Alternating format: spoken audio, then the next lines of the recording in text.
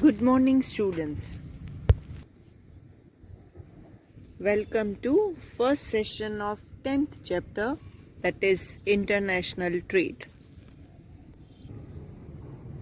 Today we cannot imagine the world without international trade or foreign trade.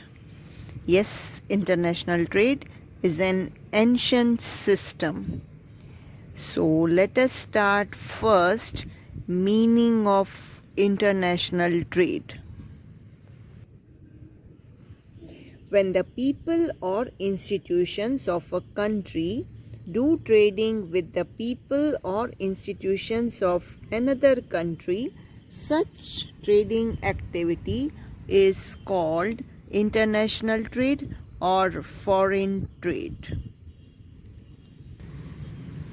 According to Thomas, exchange of the products of one country with another country means foreign trade. As just now we discussed, not a single country of the world we find without international or foreign trade. So how much important this international trade is in today's era? So our next topic, that is importance of foreign trade. First importance, that is benefits of division of labor and specialization. The natural resources of different countries are distributed unequally. Generally, all the requirement of a country cannot be produced within the country. For some of the product demand, they have to depend on other countries.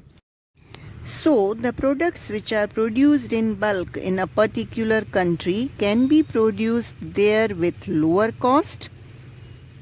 Then it can be exported to other countries where it is demanded. The products which cannot be produced within the country can be imported from the foreign countries. So, because of international trade, the importing country as well as exporting country both can obtain the advantages of division of labor and specialization. Second importance, that is development of underdeveloped countries. The underdeveloped countries can import foreign technology, new researches and innovations, modern management knowledge, foreign capital, etc. The underdeveloped countries can enter into trade agreements with other developed countries and can establish trade and industries within the country. Thereby, the development of the country is made possible. Next point, that is maximum utilization of the resources. The maximum use of resources of various countries of the world becomes possible because of foreign trade. All the countries of the world can import technology, machinery and human labor from other countries, benefiting their requirement, and can maximize utilization of countries' available resources. Various countries of the world can make maximum production with the help of utilization of natural resources and their ability to produce, and additional production which cannot be consumed within the country can also be exported to other countries of the world. Fourth point, that is development of auxiliary services. The import and export trade become possible because of international trade only. As a result, auxiliary services of trade and commerce like banking, insurance, warehousing, communication, courier, etc. develop and expand.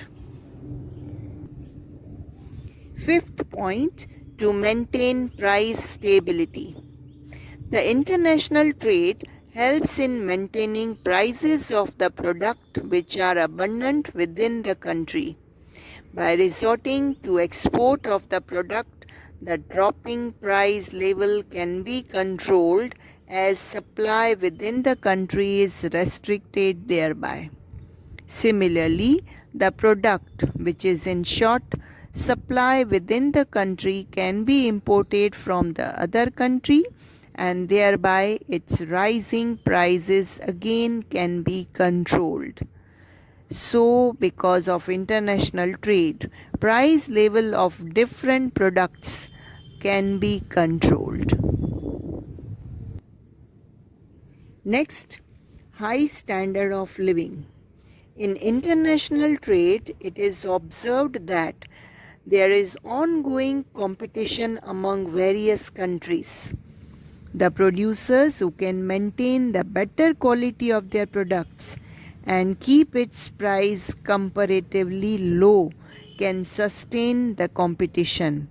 So people can get better quality products at lower prices, which induce their higher standard of living. Next, helpful in calamities.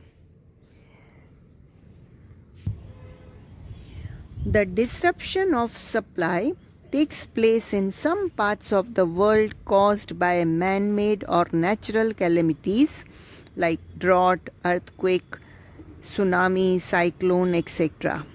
Under the circumstances, international trade becomes very important. In a country like India, agriculture mainly depends upon rain. The agriculture fails when there is inadequate rain. Under the circumstances, necessary grains can be imported from the foreign countries and natural calamities can be overcome very easily. Next, exchange of culture, fashion and knowledge. The contact between various countries of the world increases because of foreign trade. They become aware about each other and also come to know about the respective culture. As a result, in the long run, international cooperation and harmony gets established. So, among various countries, the exchange of culture, fashion, and knowledge becomes possible because of foreign trade. Last point of importance, world as a market. Industrially developed and prosperous nations can produce things on large scale using superior technology. They remain continuously active for finding new markets for the excess production they have. For that, they also cross the national borders. Hence, international trade develops. Today, many countries of the world enter international market. As a result, world becomes a market. This is an end of this session. See you in next session. Thank you.